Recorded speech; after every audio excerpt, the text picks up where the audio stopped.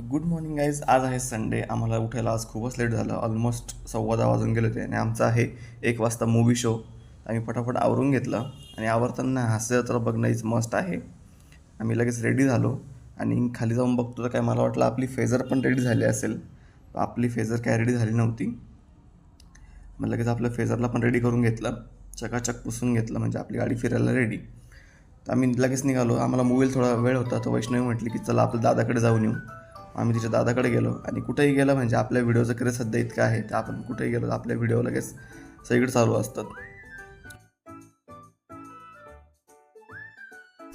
तिथून निघताना आम्हाला खूपच लेट झालं. ऑलमोस्ट 15 मिनटंच फक्त बाकी होतं आमच्या मूवीसाठी आणि आम्ही सुसाट वेगाने आमची गाडी फिनिक्स मॉलच्या दिशेने नेली आणि इथे पोहोचलो तर बघतो तर काय, इथे दुष्काळात 13वा महिना. ऑलमोस्ट आमचे 15-20 मिनटं इथे गेले. पार्किंगसाठी खूपच मोठी लाईन होती. काकांना म्हटलं आम्हाला लवकर जाऊ द्या, पण काका म्हटले रुको जरा, सबर करो. मग काय आम्ही लगेच आयनॉक्सच्या दिशेने पळत सुटलो. जसा आयनॉक्सचा आम्हाला बोर्ड दिसला आम्ही लगेच मध्ये पळालो. ऑलमोस्ट 1:35 होऊन गेलो होते. आमचा मूवी सुरू होऊन गेला होता.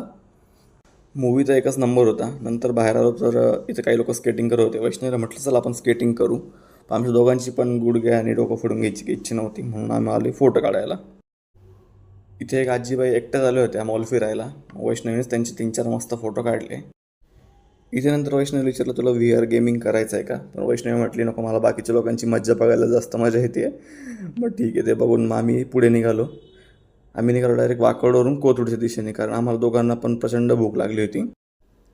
चांदणी चौक क्रॉस करून मग आम्ही थेट पोहोचलो कोथरूडमध्ये. कोथरूडमध्ये आम्ही मस्त पेटपूजा केली आणि मग ते करून फायनली आम्ही पोहोचलो आपल्या घरी. तर कसा वाटला आजचा मिनी ब्लॉग कमेंटमध्ये नक्की सांगा. पुन्हा भेटू अशाच एका वेगळ्या नवीन व्हिडिओसह. तोपर्यंत चॅनलला लाईक करा, शेअर करा आणि सबस्क्राईब करा.